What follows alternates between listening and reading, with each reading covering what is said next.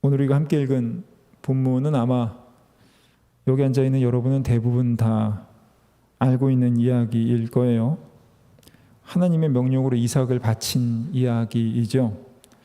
어느 날 하나님이 아브라함을 시험하시려고 아브라함에게 이 모리아산에 가서 아들 이삭을 번제로 드리라고 말씀을 하십니다.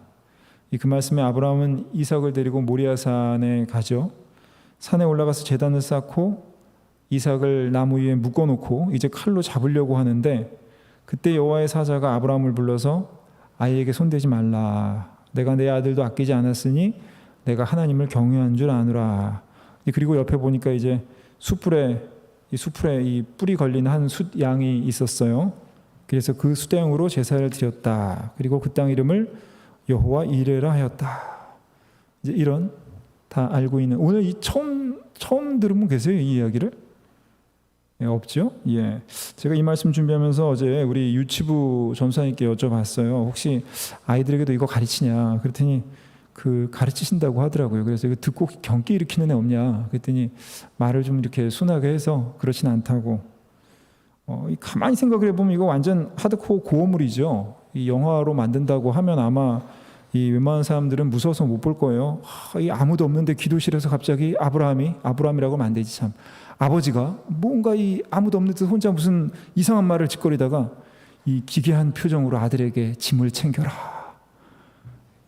깜깜함 감에서 밤에 아무도 없는데 이렇게 아빠가 혼자 막 칼을 갈고 있어요. 이러다 다음 날 아이와 함께 산으로 가더니 아이를 나무에 묶어놓고는 사시미 칼로 잡으려고 하는 피가 난자한 뭐 이런 끔찍한 사실 모습이에요. 이렇게 한번 영화라고 생각을 해보면 영락없이 공포 영화인데, 어렸을 때 여러분도 아마 교회 선생님들이 좀 아름답게 말씀을 해주셔서 아마 이런 걸로 악몽에 시달리고 그런 일은 없으셨을 거예요. 그죠? 근데 이제 어린 시절에 그렇게 아름다운 이야기로 이야기를 읽지 않고 나이가 들어서 성경에서 처음으로 이걸 읽은 사람들한테는 어쩌면 이 이야기가 굉장히 불편한 이야기일 수도 있습니다. 성경에 이렇게 불편한 얘기들이 많이 있죠. 사무엘상 15장에 보면 이스라엘이 아말렉하고 전쟁을 해요. 사울왕 때였는데 그 사울왕 때 아말렉을 진멸하면서 이 젖먹이까지 모두 죽여라. 이런 명령을 해요. 지금의 시각으로 보면 정말 말도 안 되죠. 저희 민간인, 그것도 이 젖먹이들까지 다 죽이라고 한다는 게, 뭐 실제로 이런 이야기 때문에 기독교 신앙을 버리거나 기독교 신앙을 거부하는 사람들도 있습니다. 기독교는 이 무제한 폭력의 종교라고 하면서. 또 고린도전서 11장에 보면 또 이런 말씀이 있어요. 우리 자매들이 되게 싫어하는 말씀인데, 여자의 머리는 남자요, 남자의 머리는 그리스도니. 뭐 지금 이런 소리 했다가는 큰일 나죠. 뭐 이런 말씀을 보고 이 기독교를 굉장히 마초적인 남성 중심주의 종교다 이렇게 여기는 사람들도 있어요. 그런데 우리가 생각을 해봐야 될 것은 이 말씀들은 오늘날의 우리의 삶의 자리와 굉장히 큰 갭이 있다라고 하는 거예요. 거의 최소 2000년 이상의 시간적 갭이 있고요. 또 이 당시 고대 근동지방의 여러 지리적 문화적 상황하고 또 지금 도시화된 이 우리나라의 문화적 상황하고 많이 틀리죠. 그러니까 성경을 보면서 이런 부분을 보고 문제를 삼거나 이런 것들이 마음에 걸림이 된다면 그것은 성경을 잘못 보고 있는 겁니다. 성경의 모든 이야기들은 그 시대와 환경 속에서 그 이야기가 필요한 상황이 있었기 때문에 존재하는 거예요. 어떤 질문이 있었고요. 그 질문에 대답을 하기 위해서 이야기가 전해져 온 거죠. 그러니까 우리가 하나님의 말씀을 제대로 보기 위해서는 그 이야기가 무슨 질문에 답하고 있는가를 세심하게 살펴봐야 합니다. 좋은 질문을 던져야 좋은 답을 얻을 수 있는 법이죠. 그래서 오늘 이 아브라함과 이삭의 이야기를 다시 한번 묵상해 보면서 저도 3가지 질문을 던져봤습니다. 뭐 제가 던진 질문이니까 또 여러분은 여러분대로 질문을 던지고 그 답을 찾는 과정이 필요하겠죠. 3가지 질문을 던져봤습니다. 첫 번째 질문은 왜 하나님은 아브라함을 시험하는가입니다. 오늘 이 이삭을 번제물로 바쳐라. 이 시험을 보면 참 하나님이 이상한 분이라고 여겨질 수가 있어요. 이 연약한 인간을 곤란에 빠뜨리고는 어떻게 하자 보면서 이 한 걸음 떨어져서 씩 웃으면서 바라보는 무슨 세디스트 같은 이런 느낌을 받을 수가 있어요. 그래서 이런 생각을 하는 사람들은 이 살아가면서 어려운 일이 닥치고 시험이 닥칠 때마다 야, 이거 하나님이 나를 시험하시는 게 아닌가, 왜 나에게 이런 시련을 주시고 나를 시험하시나 하면서 불만을 가지기가 쉽습니다. 그런데 이런 생각을 하게 되는 게 이 시험이라는 단어의 뉘앙스 때문에 더 이런 생각이 드는 것 같아요. 제가 중학교 때, 지금은 모르겠는데 기술이라는 과목이 있었어요. 여러분도 기술 고개 끄덕이시는 보니까 30대 넘으신 분들은 있었나 본데, 하여튼 당시에 우리 학교의 기술 선생님은 정말 공포의 대상이었습니다. 뭐 특수부대를 나왔다는 소문도 있었고요. 또 학생을 때려서 다리가 부러졌다는 등 뭐 여러 그런 이야기들이 전설처럼 흘러내려왔죠. 그 중에서도 가장 두려운 시간은 퀴즈 대행진이라는 시간이었어요. 우리 그 무시무시한 선생님이 항상 다음 주는 퀴즈 대행진을 한다 이렇게 말씀을 하시면서, 사실 이게 시험 보는 거거든요. 이 시험이라는 말의 뉘앙스가 안 좋다고 그분은 꼭 퀴즈 대행진이라고 불렀어요.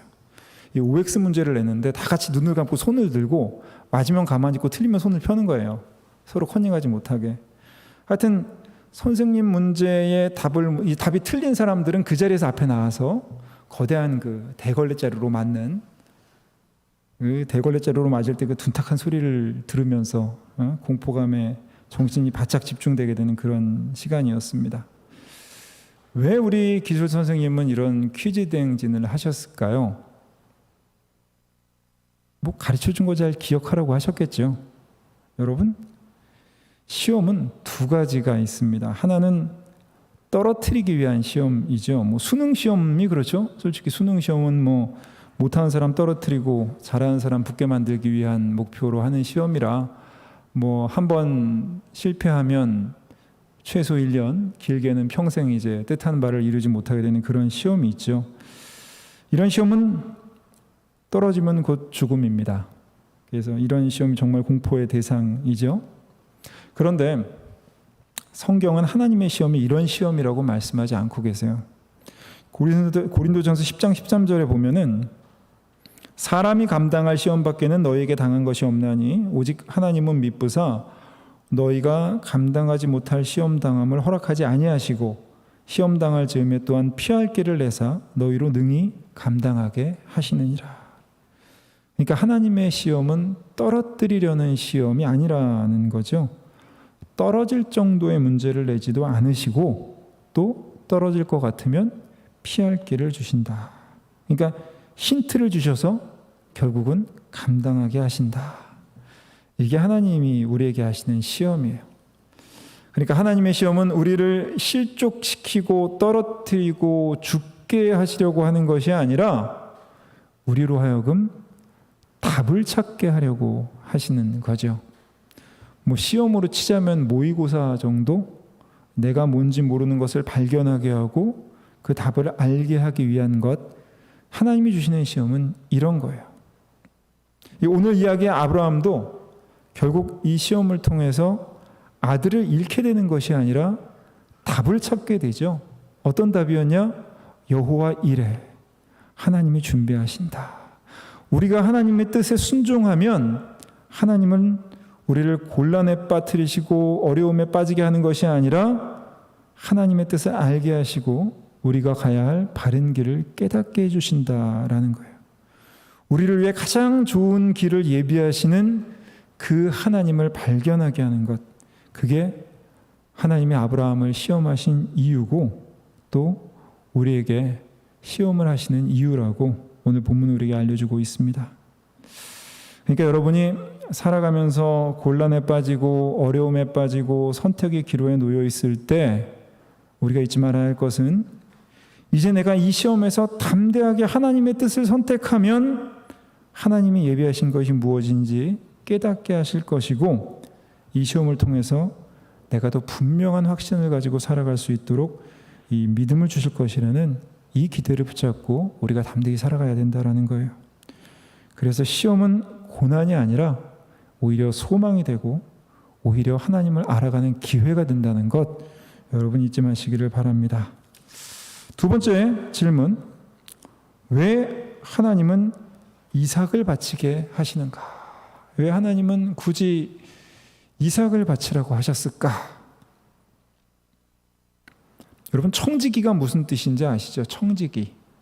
청지기는 사전적 의미가 그래요.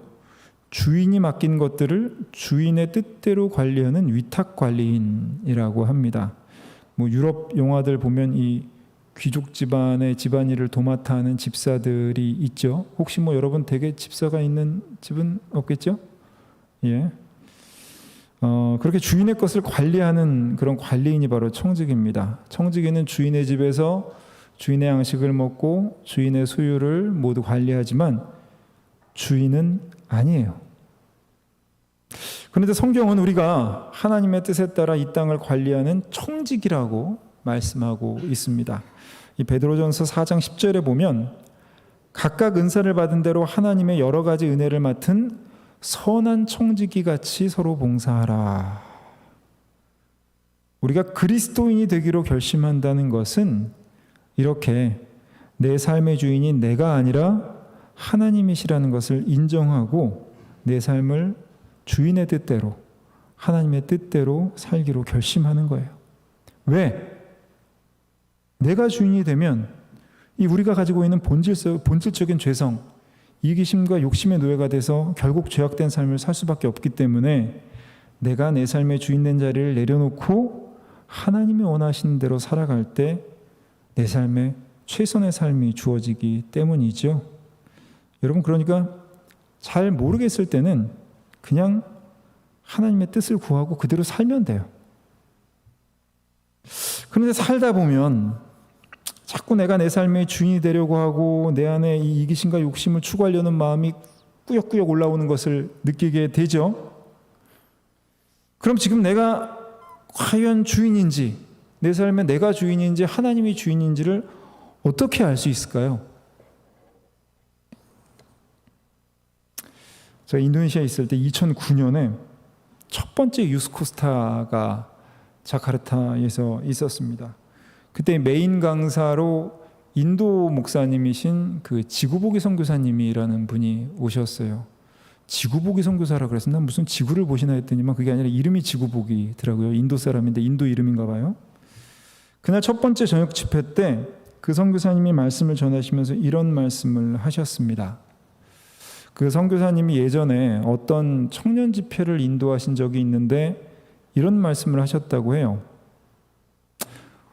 우리가 하나님이 내 삶의 주인이라는 것을 확인하기 위해서 지금 자신이 갖고 있는 가장 소중한 것은 하나씩 하나님께 드리자.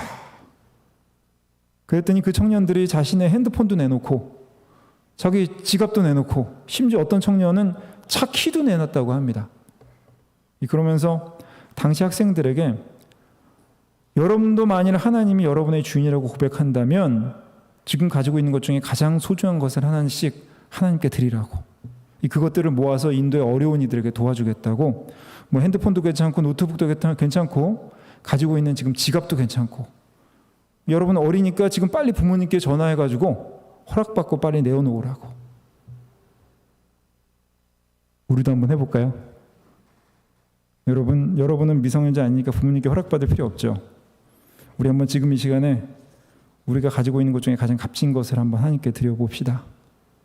여러분, 우리의 주인이 하나님이시고 우리가 하나님의 청지기라면 우리의 소유도 다 주님의 것이죠. 여러분이 저한테 지금 주시는 거 제가 하나도 안 쓰고 모두 여기 그 강서구 어디 성원 형제 어디 가요? 갑자기 차키 가지러 가나? 이 강서구 복지관 통해서 어려운 이에게 제가 전달하겠습니다. 예, 누가 먼저 한번 드려볼까요? 웃지 마시고, 예, 핸드폰도 제가 재활용해서 판매할 수 있어요. 걱정하지 마시고. 예. 농담 아니라 진짜, 당황스럽죠. 예. 너무 시험에 들지 마시고, 뭐 당시 유스코스타 때는 한 2-5시간 집회를 하면서 이런 일에 대한 그 결단의 시간을 가졌고요. 정말 선교사님의 의지가 확고해 보였어요.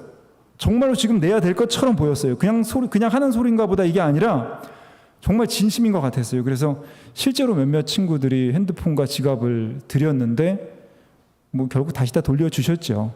예. 여러분이 지금 내셨으면은 안 들려줬을지도 몰라요. 정말 팔아버렸을지도 모릅니다. 근데 그날 밤에 제가 깨달은 게 있어요. 내가 명색이 선교사인데 만일 정말로 내어놓으라시면 핸드폰이나 노트북 같은 거를 성큼 이렇게 내어놓기가 쉽지 않다는 생각이 들더라고요. 정말 그때 저도 그 선교사님, 지구복의 선교사님 말씀이 진심인 줄 알았어요. 지금 내놓으라고 하는 줄 알았어요. 정말로.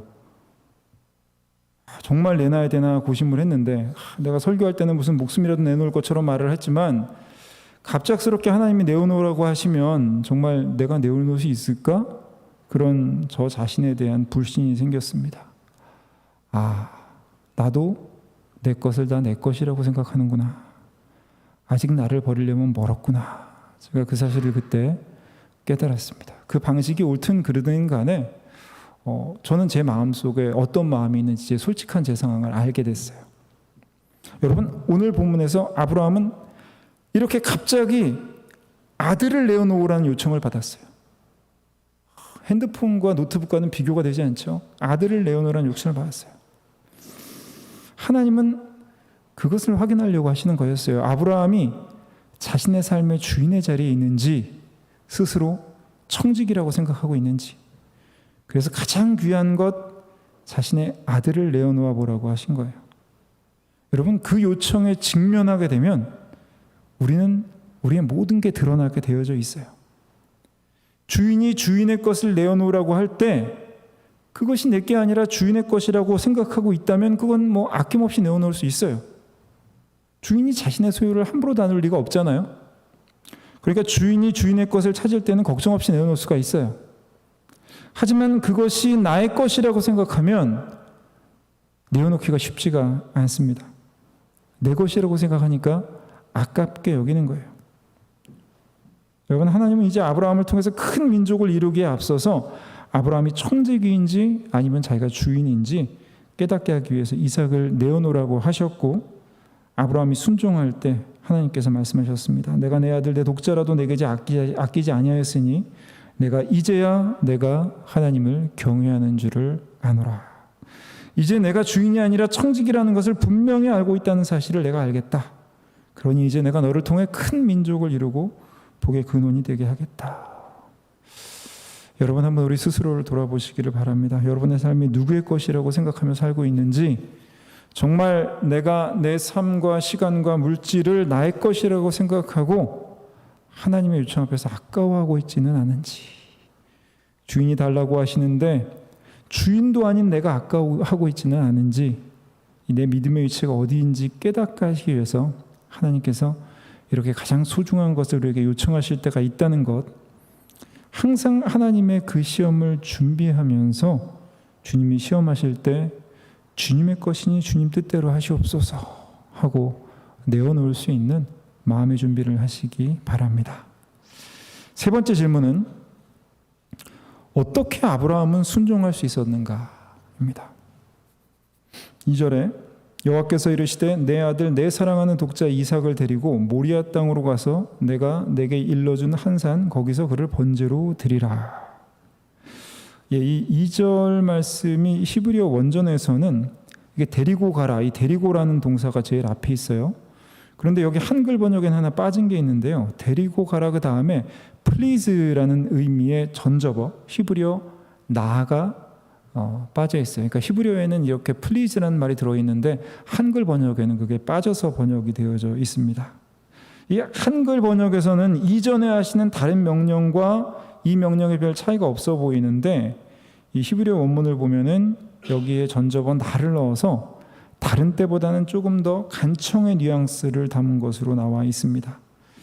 그러니까 이 말씀을 히브리어 원전 의미를 살려서 번역을 하면 그냥 그를 번제로 드리라가 아니라 그를 번제로 드려볼래? 이 번제로 드려보는 게 어때? 이 정도의 뉘앙스랄까요? 제가 이 부분을 준비하면서 저 뒤에 우리 최중호 목사님이 또 앉아 계실 것 같아서 히브리어 얘기를 또 함부로 했다가 안 될 것 같아서 제가 여쭤봤어요. 맞냐? 그래서 오랜 시간 토익 끝에 어느 정도 허용이 가능한 번역이다 해서 허용이 가능한 해석이다 해서 이렇게 말씀을 드리는데요. 근데 우리 최 목사님하고 이야기를 하면서 제가 알게 된 게 있어요. 뭐냐면 사실 아브라함이 이 명령 이전까지는 하나님의 말씀에 온전히 순종하지 못했다는 거예요. 하나님께서 내가 내게 지시할 땅으로 가라 했는데 하나님이 가나안 땅을 주실 것이라고 했는데도 불구하고 이 가뭄이 들자 살기 힘들어지니까 아브라함은 이집트로 가버리죠. 또 하나님이 그 자손을 주고 바다에 모래알같이 번성하게 하시겠다 이렇게 하셨는데도 아내 사레하고 사이에서 아이가 없자 결국 기다리지 못하고 여종 하갈과 동침해서 이스마엘을 낳게 됩니다. 이렇게 하나님의 명령에 온전히 순종하지 못했던 아브라함이 드디어 22장에 와서 그것도 아들을 바치라는 명령에 이렇게 순종을 하게 됩니다. 하나님도 이게 다른 명령에 비해서 쉽지 않은 명령이라서 이게 플리즈를 붙여가면서 완곡하게 말씀하셨는데 아브라함은 기꺼이 순종하게 되죠. 심지어 오늘 본문을 보면 아브라함은 그 이삭을 바치라는 그 말씀에 순종하면서도 마음의 동요가 별로 없어 보여요. 다음날 아침에 일어나서 나귀의 안장을 채우고 번제했을 장작도 준비했다고 하는데 오늘 1, 2부 예배 때 말씀하신 것처럼 보통 사람 같으면 잠도 못 자고 정말 정신이 없었을 텐데 이 아브라함은 그런 것 같지 않고 너무 침착해 보입니다. 그럼 어떻게 이런 말씀에 눈 하나 깜빡하지 않고 순종할 수 있었을까? 물론 두 번째 질문에서처럼 이 아브라함은 자신이 청지기임을 알고 있었기 때문에 자신의 아들 이삭마저도 하나님의 것이라 인정하고 그래서 드릴 수 있었다라고 볼 수 있어요. 하지만 하나님이 아브라함이 이렇게 순종할 수 있었던 또 한 가지 중요한 점은 그가 자신의 삶을 돌아보면서 하나님의 신실하심을 깨달았기 때문이 아닐까. 아브라함의 삶을 돌아보면 정말 하나님께서 아무것도 아닌 아브라함을 불러서 이 고향집을 떠나서 긴 여정을 가게 하시고 또 가나안 땅에 이르기까지 수많은 어려움을 겪음에도 불구하고 흔들림 없이 지켜주시고 심지어 아내의 태가 다쳤지만 그럼에도 불구하고 약속하신 아들 이삭을 약속대로 얻게 하셨죠. 이 말씀드린 것처럼 정작 아브라함이 이전까지 하나님의 명령에 신실하게 순종하지 못했음에도 불구하고 하나님은 변함없이 아브라함의 삶을 인도해 주셨다는 사실을 깨달았기 때문에 드디어 아브라함이 온전한 순종을 할 수가 있었다고 볼 수 있습니다. 언젠가 저희 딸이 저한테 물어본 적이 있어요. 아빠는 아빠같이 이성적인 사람이 어떻게 예수님을 믿을 수가 있냐 그렇게 물어본 적이 있어요. 그때 제가 한 대답이 뭐였냐면 내가 내 이성으로 아무리 하나님을 부인하려고 해도 지나온 삶을 돌아보면 하나님의 인도하심을 부인할 수가 없다. 그게 제 대답이었어요. 20대 초반인 분들은 모르겠는데 아마 20대 후반만 돼도 각자 삶의 간증들이 있을 거예요. 사실 지금 여기에 나와 있는 여러분이 나와 있다는 것만 해도 대단한 하나님의 은혜입니다. 얼마 전 통계를 보니까 대한민국 청년의 복음화율이 3% 아래로 떨어졌대요. 이 3%라는 게 사실 그 미전도 종족을 규정하는 기준인데 엄밀히 말하면 여러분은 사실 미전도 종족이에요. 미전도 종족 중에서 예수를 믿고 있는 정말 얼마 안 되는 그런 선택받은 사람들이 여러분입니다. 그러니까 여러분 지금 이 자리에 나와 있는 것만으로도 하나님의 인도하심이고 하나님의 은혜죠. 언제 기회가 되면 제가 간증을 하고 은혜를 나눴으면 좋겠지만 저도 지난 삶을 돌아보면 하나님의 은혜가 아니고서는 설명할 수 없는 많은 일들을 겪었습니다. 그런 하나님에 대한 하나님의 인도하심에 대한 경험이 쌓이다 보니까 이제는 조금 더 하나님의 뜻에 순종할 수 있는 용기가 생기게 되는 것 같아요. 여러분 그래서 우리가 항상 우리의 삶을 돌아보고 하나님의 인도하심을 기억하고 그 마음, 감사의 마음을 계속 되새겨야 하는 거예요. 이스라엘 민족이 출애굽을 하자마자 그 홍해가 갈라지는 놀라운 하나님의 역사를 기억하고도 그걸 경험하고도 이 얼마 지나지 않아서 광야에서 음식이 떨어져서 먹을 게 없다고 배가 고프다고 하나님을 원망하잖아요. 예수님의 제자도 마찬가지입니다. 예수님의 제자도 예수님과 함께하면서 그 수많은 기적들, 놀라운 일들을 경험했음에도 불구하고 예수님이 제사장들에게 잡혀가서 십자가에 달리게 됐을 때는 제자들이 다 도망가 버렸어요. 역사를 잊은 민족에게 미래는 없다 이런 말이 있죠. 하나님의 은혜를 잊은 사람들은 계속해서 실패를 맛보게 됩니다. 항상 우리의 삶 속에 역사하신 그 하나님을 돌아보고 그 신실하심을 기억하며 살아갈 때 우리가 주님의 말씀에 순종할 수 있는 용기를 얻게 됩니다. 그래서 우리가 오늘도 이렇게 함께 모여서 예배를 드리고 하나님의 말씀을 함께 나누고 있는 거예요. 여러분, 우리는 오늘도 매일 하나님의 시험 앞에 서 있습니다. 매번 갈림길을 만나죠. 이 순간 하나님의 뜻을 따를 것인가 아니면 나의 뜻대로 행할 것인가. 분명한 것은 매 순간 시험을 통해서 우리는 하나님을 더 깊이 알아가게 될 거예요. 그리고 우리가 우리의 삶이 주님의 소임을 깨닫고 주님의 뜻을 선택한다면 하나님이 우리를 가장 좋은 길로 인도하시고 우리의 삶을 위해서 모든 좋은 것들을 예비해 주셨다는 그 사실을 우리가 깨닫게 될 거예요. 그 사실을 잊지 말고 매일 되새기며 더 단단한 순종의 마음을 굳게 하는 그런 여러분이 되시기를 소망합니다. 우리가 그런 굳은 믿음으로 살아갈 때 하나님께서 아브라함처럼 하나님의 역사에 여러분들을 사용하실 줄로 믿습니다. 선택받아 이 자리에 나오신 여러분 모두 그런 하나님의 인도하심을 경험하고 그 은혜의 삶을 살아가시기를 주님의 이름으로 축원합니다. 우리 시간 함께 우리 하나님의 부르심